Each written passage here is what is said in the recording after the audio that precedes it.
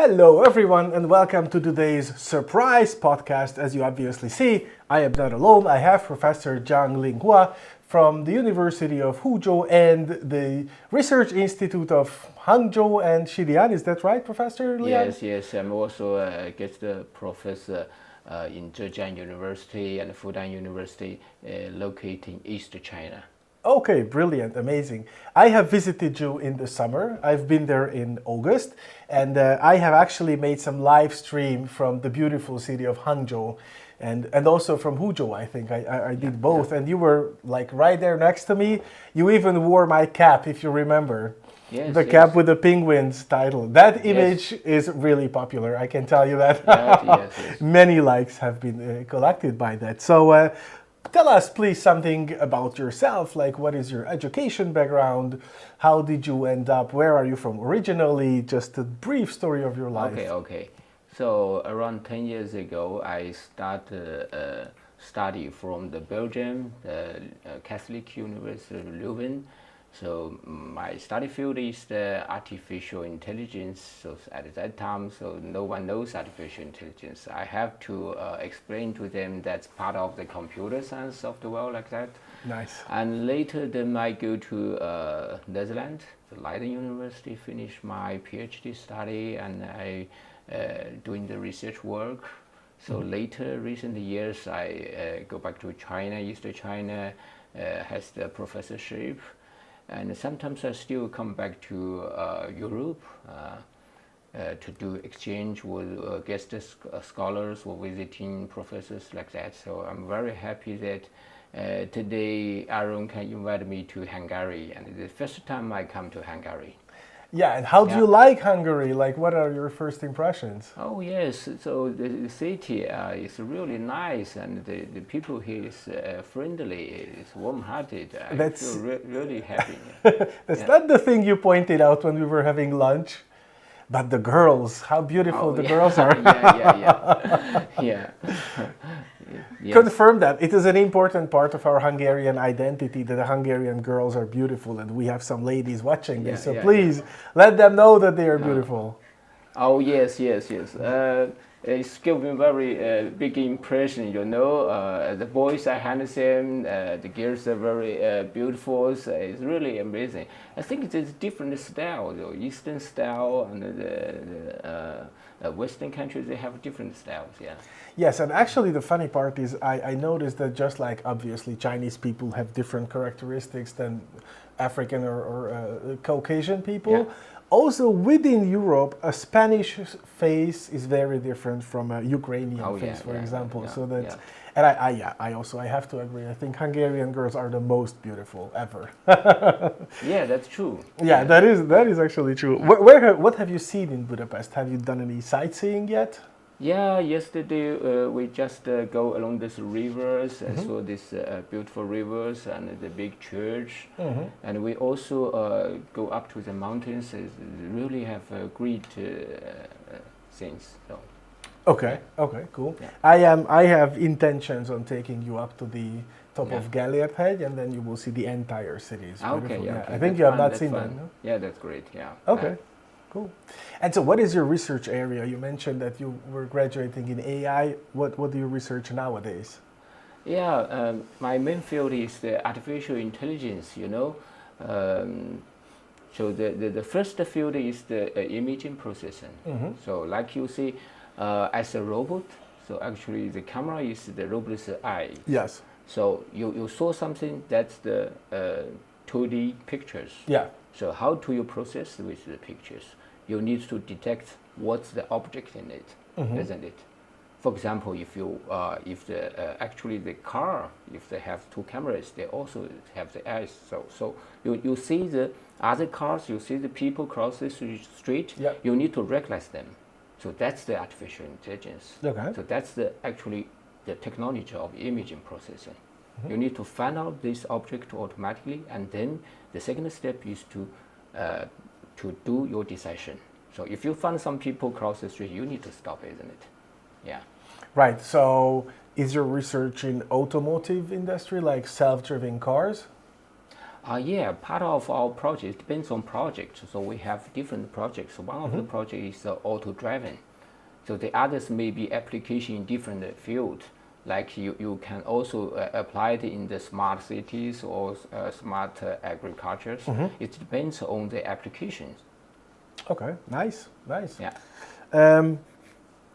How is life? You have been around many countries, right? Yeah, yes. Can you please just give a short list? I know you've been to Stanford. Oh, yes. So in Europe, I studied in Europe and worked in Europe for more than 10 years, so quite a lot of countries, but mostly focusing on the Western Europe, like Germany, and France, like France and Paris. I also work and study there. And also the Spain, Switzerland. So later, 2 years, I went to Stanford for 2 years. I think different places have different cultures. Like in the Americans, there are not so many public transport, so everyone drive like that. So the American live on the car. Yeah. So, but in Europe, I think the people is crowded. The public transport is very convenient. This is a little bit similar like China. China has a lot of population, so it's crowd in the cities. How big is Hangzhou? Hangzhou, I think it's even bigger than Budapest. Yeah. I think it's almost 4 times as big as Budapest. I don't know by heart, but I think it's around 8 million or something. The people population in Hangzhou maybe is this even more than the whole country. Yes, I think. Hangzhou is by far not the biggest city in China. Yeah, it's not the biggest. It's just nearby the biggest city like Shanghai. So what is biggest? That's one of the biggest cities. Shanghai, I think, is 24 million people. Yeah. So hard for me to imagine. Like we have 10 million people within the borders. Maybe 5 million more outside the borders. It's amazing. Sometimes the big cities have problems. Like if you go for work.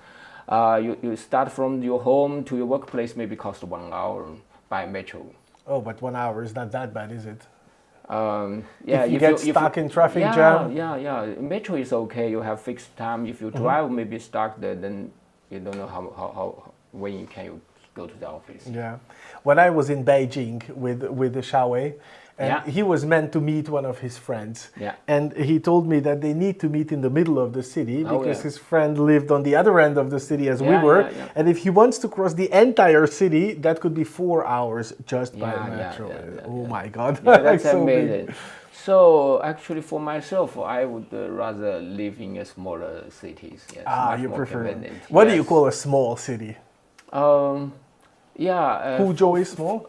Huzhou is small city, Huzhou is small city, okay. Small city, just so you know, Huzhou is 3.5 million people, so twice the population of Budapest, roughly. That's a small city for you. That's a small city in China. Yeah.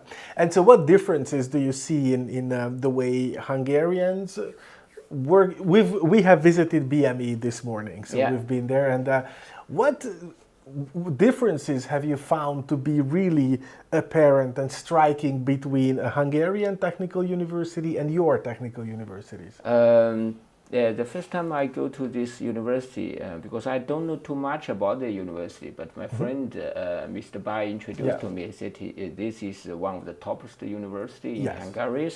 I visited the labs, include also the robotics labs there.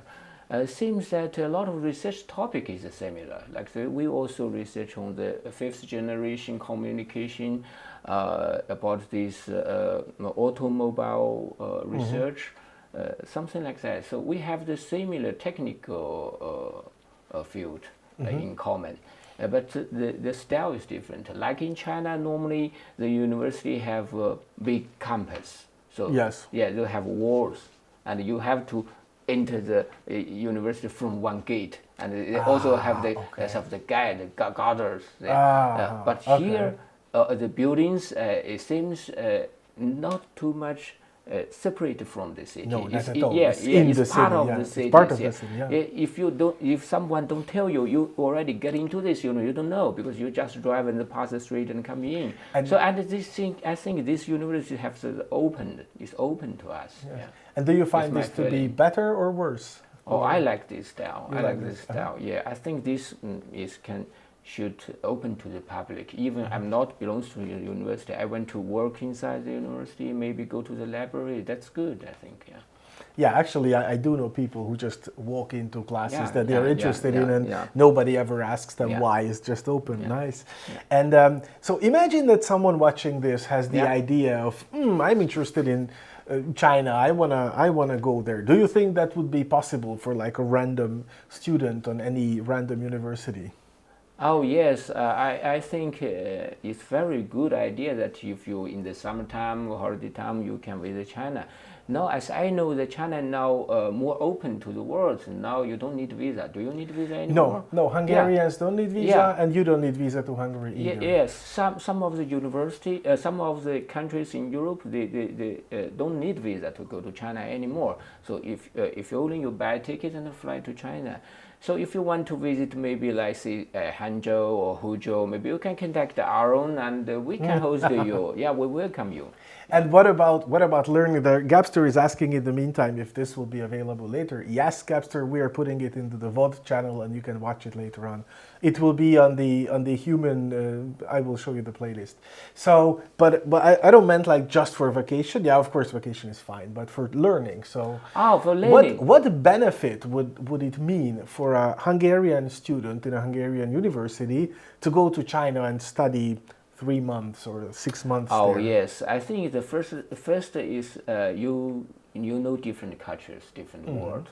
Because I went to so many countries. Like this is the first time I go to Hungary, but I went to like Italy, Spanish before, also American before. So different countries have different cultures.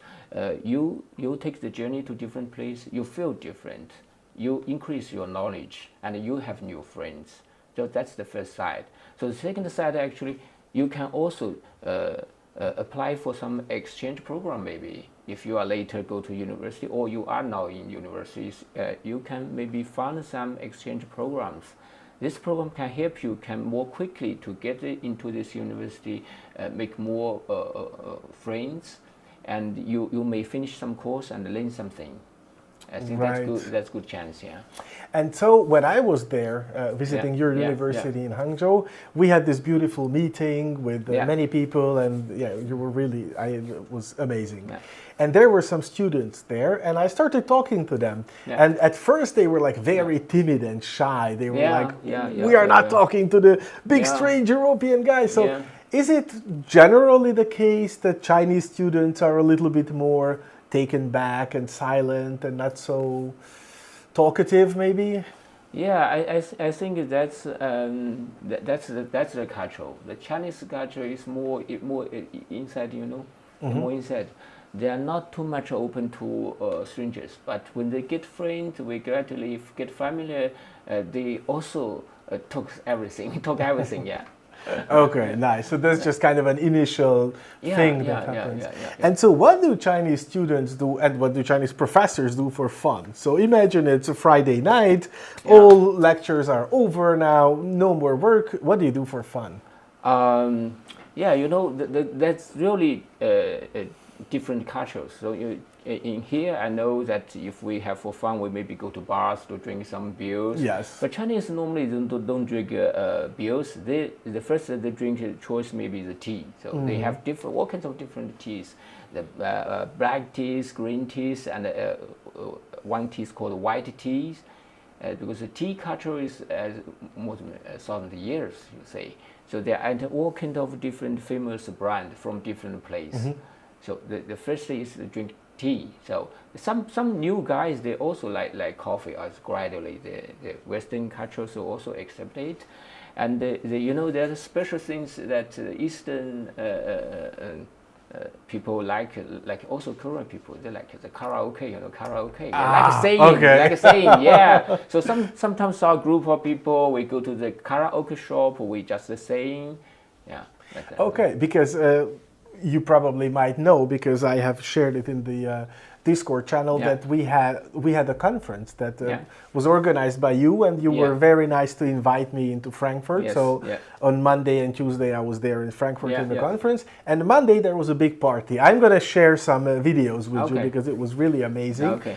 but not with you. You were there, but with the people watching. Okay, yeah, yeah. But the point was, after the party, I was like super exhausted. I went back to the hotel and just crashed. Yeah. But the other people, I learned they went to a karaoke bar. And yes. Some of us go there. Yeah. Did you? No. I'm so busy because I still have a lot of work to do. You know, this is organized by our team. Yes. I still need to write some things for the reporters. Okay. Oh yes, I saw the press release. Yeah. But so in this case, it was not just like a random thing that they went to a karaoke bar. Yeah. They were actually. This is a cultural thing, and you love karaoke basically. Yes.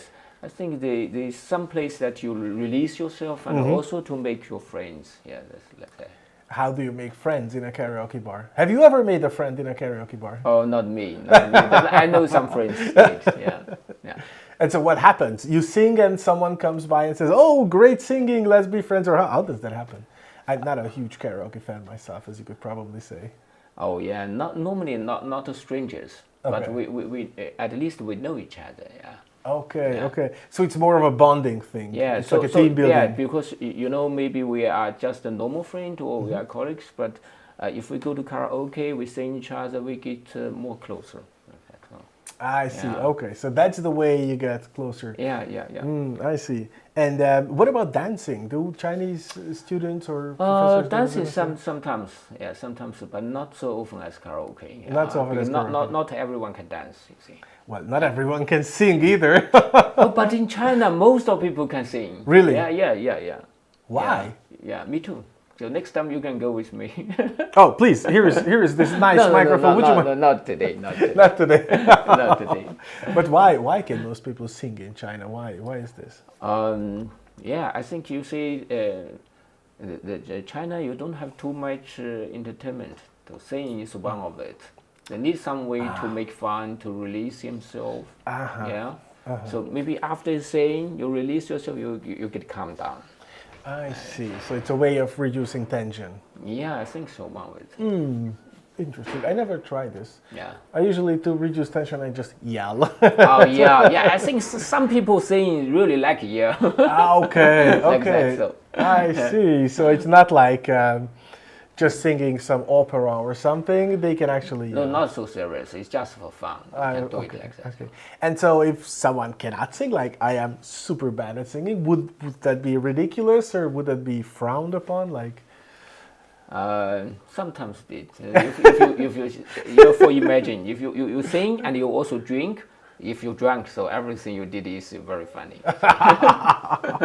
But you don't drink. So the karaoke parties don't come together with drinking, or do they? They do. Yeah. Okay. You can drink and sing at the same time. Yeah. I see. Okay. Because normally here in at least in Hungary, in my friends, if we want to go to karaoke, we 100% have to drink before. We are not brave enough to sing at the same time. I see. Okay. Yeah. Okay. Brilliant. Yeah. That explains a lot. Okay. And so, what do you typically drink? Because you have very different drinks. They are normally the beer and also some red wine, and some people like also the white one. Okay. The alcohol. And so, what about the drinks like baijiu, hangjiu? Yeah, baijiu. Yeah. That for those who have never had the luck to taste it, hangjiu is made of what? It's a bit of a fruit. It's like plum, isn't it? No. Sweet. Yes, hangjiu is very sweet. Yeah, sweet fruit. Yeah. And jiu is the Chinese character for alcoholic drink, basically, and hang is the name of the fruit, I imagine. And baijiu, bai means white, so baijiu is just the white. Zhou is one. Yeah. Baijiu is white one, like that. Yeah, but then also pijiu, that's beer. Beer. Yeah. Yeah, so jiu is more like. You have very good memory. You remember all this. Yes, I actually learned a little bit of Chinese. I could just like know a few also words. Say ganbei. That's cheers. Cheers. No, I did not know that. Ganbei. Okay. I remember 我在喝啤酒. That's what I can say. That means I want to drink beer. Okay, say. Right. So these kind of drinks, are the Western drinks available in China? So can I buy like, I don't know, American wine or whiskey or this kind of stuff? Yeah, you can. Now these things is you can buy it in any shop. Yeah. Are they expensive? Not expensive. No. Yeah. I think the tax is not so high. I know that in West countries sometimes the alcohol have very high tax, but in China there's no such high tax. I see. Yeah. Okay, so it can actually be cheaper than in Europe. Cheaper. Something so cheaper. Wow, amazing. That's very important. Yeah, if you like drink, maybe it's a good place. Yeah. No, but that's not the reason to go to China for sure. Yeah, and so do you have many foreign students right now or these days? I have several foreigner students, but not now. They already graduate. Yeah, but mostly they come from. Pakistan or Africa. I don't have foreign students from Europe yet, but I would really like to have these students. If you even short-term exchange, that's also okay. Yeah. What do you go short-term? Like 3 months or half a year, like that. Yeah. Okay, that is nice. And so maybe I imagine it's easier if they travel in groups, right? Yes, a couple of people, and then they are not by themselves. Yeah. What about WeChat? So imagine that a group of students arrive to the Hangzhou airport. Yeah. Can they have WeChat on their phones? WeChat, the software, you can download it freely, but you need the account. Yeah. So normally the account is the mobile phone number. So you need to quickly buy a mobile phone, the chip card. SIM card. The SIM card is have the number. So you register with this mobile phone number. And it will give this short message to confirm it, and then you can log into it. And afterwards, you can use it just Yeah. So in China, the WeChat is very popular. So personally, we use and also for work. So everyone have this account, use it. It's just a little bit like the WhatsApp here. So WhatsApp here, everyone use. Maybe not in Hungary, but in it depends very much. I do use WhatsApp on a daily basis, but I also use Messenger, Signal, Telegram. We have many of these applications. Viber. Yeah. So here you have a lot of choice. Yeah. And also we cannot pay with these, but we can pay with WeChat, can't we? You can pay with It have this. It's called WeChat Pay. So in China, normally we use the electric pay. So if you use cash, you will find very hard time if you buy these things. Yeah. Really? So normally the small shops, they don't accept cash. They don't even accept cash? Yeah. Okay. I never tried. I always paid with WeChat when I was there. But so now in China, it's very popular pay with the electric, with the mobile. And what about standard cards like Visa, MasterCard? Oh yeah, this also a long story. Visa, Master, you can apply this card in China, but now it's not popular. So as I know that years ago, the Chinese have its own card, similar like it's called UnionPay. Yeah, UnionPay. Yeah, it's similar like the Visa. But so if I bring my European Visa or MasterCard credit card, can I use it in every shop? No, a lot of shop you cannot. Maybe the big shop you can try. Yeah. I can try, but no guarantees. No guarantees. Yeah. Okay, so best is buy SIM card on the airport and then just use WeChat. Yes, okay, brilliant. Yeah. I had the same impression. I was just wondering if you... Yeah, I think this factor we need to improve. It's not so friendly to foreigners. I mean, as long as I can download WeChat on the airport and use it immediately, I don't mind. It's just that we need to be aware of this, right? Yeah. Brilliant. Okay. And so, we have a couple questions. Is it only... someone is asking, I'm sorry, DZT the one, is it possible to pay with WeChat outside of China? Oh yeah, it depends. Some airport I found this also the place that we can pay with the WeChat, and especially that the country near China like Thailand, I've been there, and it's very popular to use this. But in Europe, no. I see. Okay, but in Thailand I can pay with WeChat. Yeah, you can. Okay, that's interesting. Yeah. Okay. And so basically you're welcome, DZ the one. Mystic asks, if you can pay with your phone but using a MasterCard, but then I guess the answer is no, because they just don't have the terminal that reads MasterCard. No, you can't. Yeah. Okay, cool. So it's WeChat or nothing, basically. That's the idea. Normally the WeChat also can bind to to your bank card. Yes, that's the way I use it. So I have my bank card or Google Pay. It's linked to my WeChat account, and when I pay, my MasterCard gets charged. Then you can use it. So this way you can absolutely use it. Brilliant. And so where do students live? So are your students in Hangzhou, for example, or Huzhou even, doesn't matter really, all from the city, or are they from around China? You mean they come from? Yes. It depends.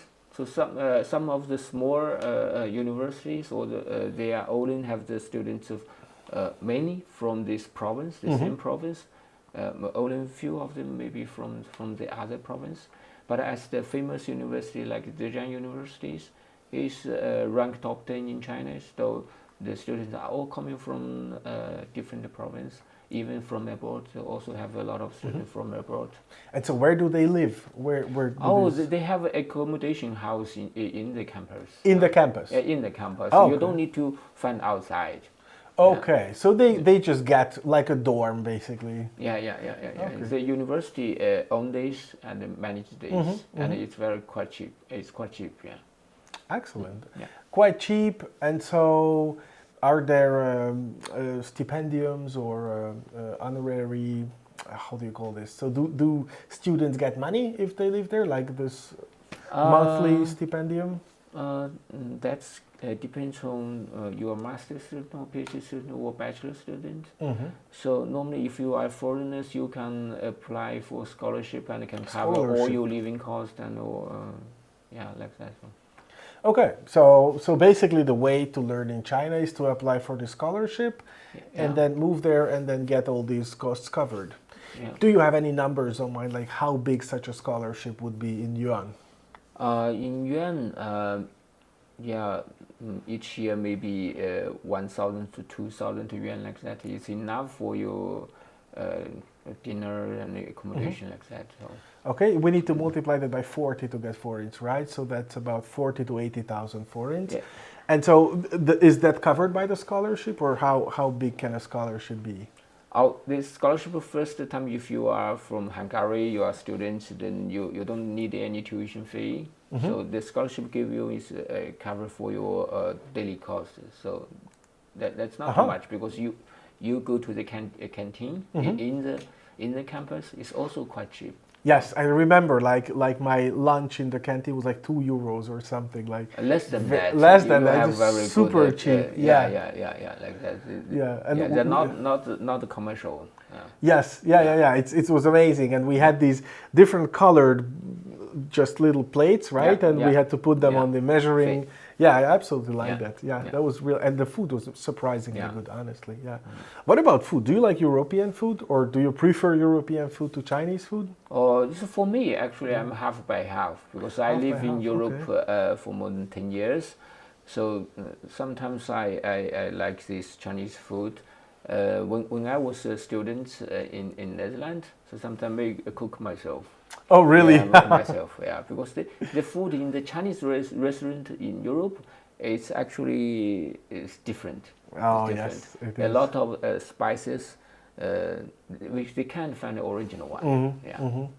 And also the way I noticed this, so for me, Chinese food is like amazing. I really love it, and mostly because they use much less ingredients than the European kitchen. We just use everything. But still, it has such a rich variety of tastes. And the idea of, just so in case you have never had a proper Chinese lunch or dinner, you have this big round table, and you have you don't order anything. You get your stuff put into this rotating table. Yeah. And then you just rotate the table, pick whatever you like, and then you eat 2 bites of something, and then you get the next one. Yeah, help yourself, but you need to control yourself. Otherwise, you will get much fight. Unfortunately, I'm too late for that. Already, I'm very fat. Okay. But the news says she's too old for a scholarship. But of course. So and the quality of the food is way higher in China. Even like I went to the hotel, and in the hotel lobby, the breakfast was just amazing. So okay, that was the best hotel in town, I'm sure. Okay. You really did go beyond and above with that one, And so if a student goes to study in China, do they have a chance to participate in some exciting research project on site? So if they go for 3 months, for example? Yes, you have the chances. Now, the different professors have different research projects. So if you go to China, I think 3 months is really short. You just get familiar with the city, the country, and then it's finished. So if you want to join some research lab, you need to go maybe half year, so that from the next or third month you can find a lab to learn how they're doing the research and what they researched. So you need to first get to know the professors, which professors you are interested in. You can ask the managers. Normally they have the list, you know. Every professors have the research field, and then go to the lab to see whether you like it or not, and select them. I see. Okay, okay, that is nice. Yeah. Can you give us some vague examples on what areas are being researched? Of course, AI, I know, but what area of AI? You mentioned computer vision. Yeah. That really depends. A lot of field, as you can imagine. So in our lab, let's say we also research on the drones. So the underwater drones, the different. The drones normally the drones is fly on the scale, but we also research on the drones under the water. You can see the fish. Okay. Like that. So. Okay. Yeah. So if you feel interested in you can do this. Okay. Yeah. And what about professors? So you are here, just so everybody knows, you are here to establish some level of cooperation between Hungarian and Chinese universities. And what is the best outcome? What the best possible outcome of them? So is it possible to have like a team from any university get together and kind of give a project proposal to a Chinese university and establish this kind of joint research? Do you think that is feasible? Yeah, that's possible. Today we went to this BME universities.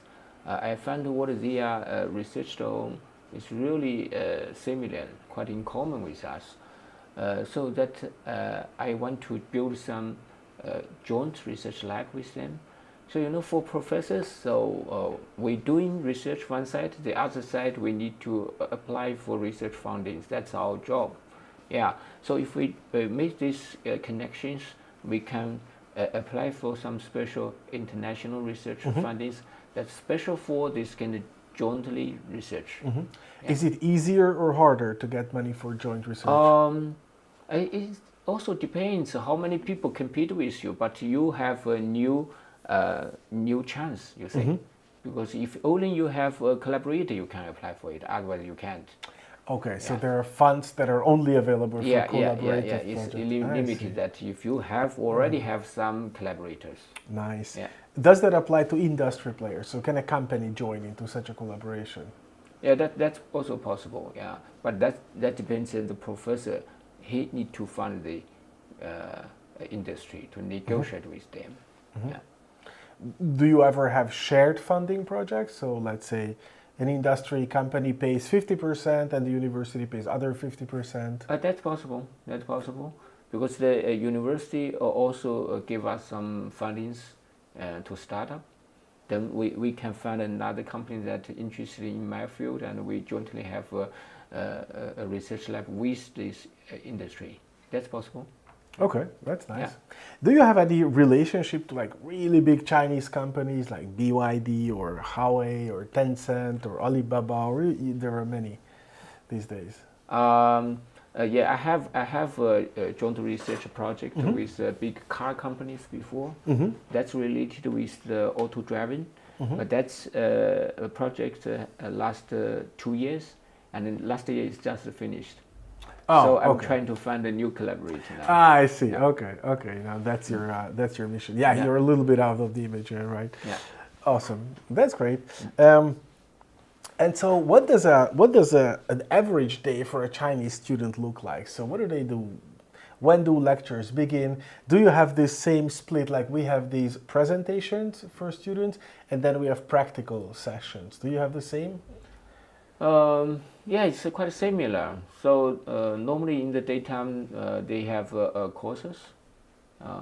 It depends on different years. The first years students in the bachelor study, you're full of courses. Yeah, and in the evening you need to go to the classroom or to go to the library to study by yourself. But in the master's student stage, they're different. You have much more free time to do research. Yeah, so you have to find some professors as your supervisor and doing research with him. Yeah. Okay. Do you have a limit on the number of students that can go to one supervisor? Normally they have. Yeah, for me, each year I have around 4 master students. 4 or 5 master students. Yeah, okay. 1 or 2 PhD students. Like that, so. And 1 or 2 PhD students. Yeah. Ooh, okay. Yeah. Oh, that's a lot. Yeah, that's a lot. Yeah. How can you manage that many people and that many different directions of research? Yeah, we separate to different groups. Yeah. Oh, okay. I see. Yeah. Fine. Do you use things like drones or other unmanned vehicles in your research? Yes, we do. So I told you that we have much more students, more than 10 students, because every student need to spend for master students 3 years in the university. Yes. So it's not like here. Here, master students normally 2 years, but in China, a lot of master students, the regular is 3 years. So some students we research on the drones. Some students may research on the dog, you mentioned dog. Yes. Like that. So different fields. Okay. Do you have like underwater vehicles? Yes, we have. You do? Yeah. Yes. We use this in the fishery. Okay. So you use these drones to see how this fishing. Nice. Okay, yes, that is exciting because you might or might not know that Hungary is a landlocked country. We don't have a sea, so everything that happens in the sea is a bit always stranger and more exciting to us because we don't have it. We don't eat seafood for the same reason. You eat a lot of seafood, don't you? You know, China is so big, so it depends different areas. So the Eastern China is near the coast. Yeah. So they also like the seafood. But inside China, normally they also eat the fish in the river or in the lake. Of course. Yeah, we eat that as well. Yeah. Nice. I know that the Chinese counting is very special, especially for us. Would you mind showing me how you count to 10 on one hand only? The 1, 2, 3. Yes. Is E, R, 三. Yeah. Okay. 四. Yeah. 五. Okay, that's the same. Super. And this way or this way? That doesn't matter. It doesn't matter. Okay. Just the 5 fingers. So it's Okay. Yeah. 五. Yeah. And then you can do 6 as well, no? 6. So someone said this is 6 like that. No. Like this? This is 6? Yeah. Okay. And 7? 7, I almost forgot it, how to do with it. Yeah, 7. So you don't use this ability? Yeah, 6 is 6. And 7 is 7. Okay. Yeah. But so normally you don't choose 7 on one hand? No.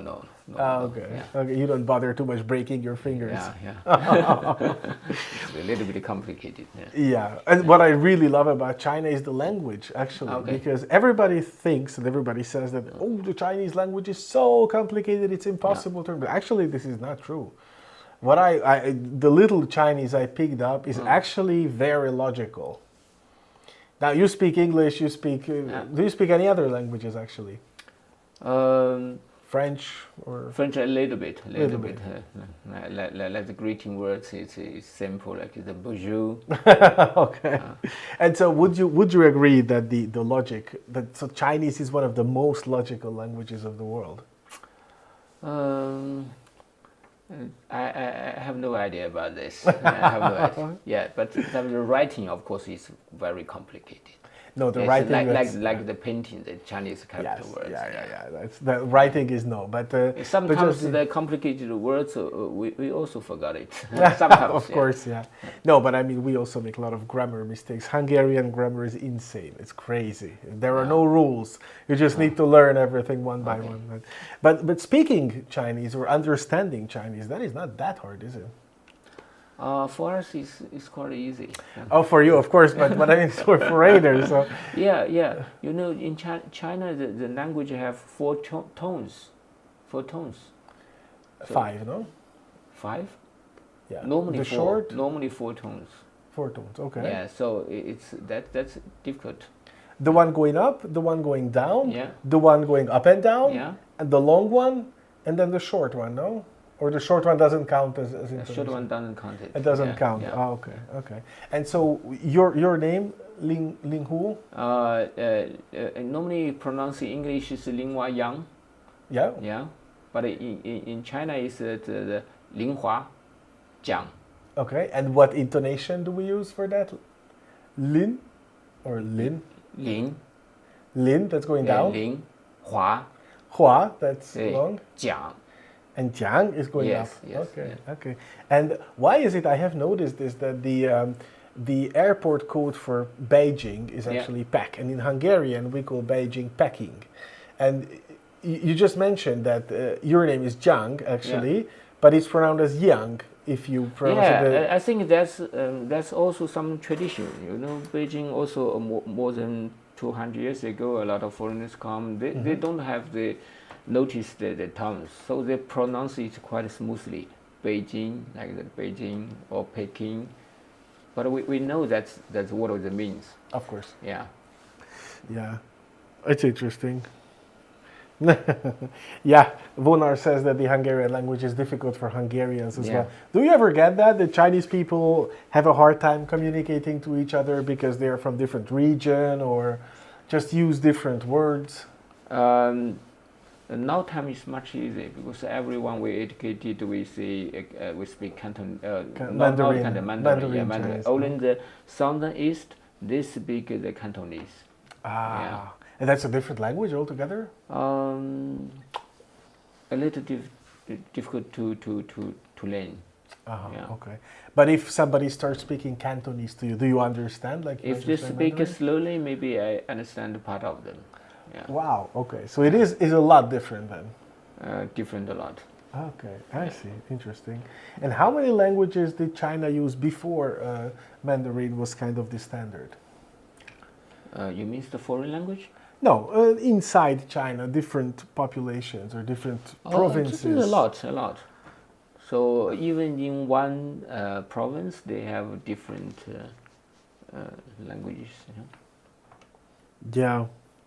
Yeah, the rabbit says that she once saw 2 Chinese communicating writing in a shop because they were speaking different languages. But then it's not very common then, is it? So Mandarin that's not common. Okay, Yeah. Mandarin is pretty much normally the standard. Mandarin everyone can understand, they can speak it. Yeah. Nice. Okay, that's actually a big advantage. You know, in the Hungarian history, we had a period in time when we were part of the Austro-Romanian Empire. And the ruler of that empire was Austrian. She was speaking German, and they were all speaking German. And we had this kind of language barrier within the empire, and they wanted everybody to speak German. And that's how the whole story began, because then the Hungarians revolted against it and won their independence of the empire, and then the empire collapsed. So now we speak Hungarian. But if we spoke German today, we would have, as an inside market, we would have Austria, Germany, and Switzerland. That would be the same language as we are. Okay. Yeah, I heard a little bit about this history. Yes. It's an interesting history. Yeah. Yes, it's very different from Chinese, of course. But yeah, and so what are your plans for overall the Hungarian cooperation? What are your hopes? What are your ideas? How do we move this forward? Yeah, from my point of view, I'm a professor, so I found some collaborators between my lab and the lab here. We built some joint research lab and apply fundings.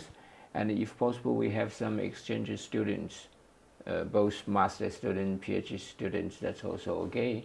And later, we may suggest our institute or university have this also the bachelor students doing this exchange programs. Okay, nice. In what time frame do you think this is possible? Do you think you will have exchange students this year or next year, or? It's not so quick. Not so And quick. for build the connection between labs, maybe it's quick. Maybe within 2 or 3 months, when the professors also visit me and we're both interested in, we can do this. But for these collaborations of the bachelor student exchange, that's maybe need a long time, that they need to design this program, and also should be applied to this managed office. You know, every university have international management office. Okay. They need to approve this. Right. Yeah. Of course. You can just walk in the gate and say, "Yeah, hi, I'm here. Yeah. I came to study." Yeah. Brilliant. Okay, that's very interesting.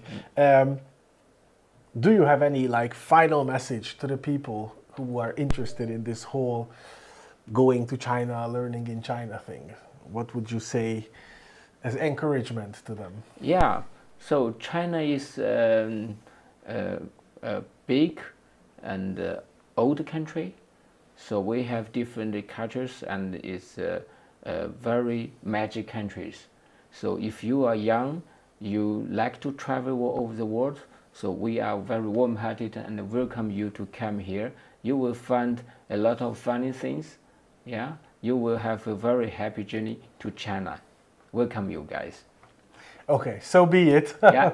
I hope this will be inspiring to some people here. Yeah. Okay, Linhua, thank you very much. Yeah, thank you. It was a great pleasure to have you here. And for all of you, I am hoping to be back tomorrow. No promises, because tomorrow we are visiting another university. Okay. And I'm not sure when I will be back, but I will do my best to catch up with you guys all. So yeah, have a lovely day. Bye-bye, everyone. Goodbye.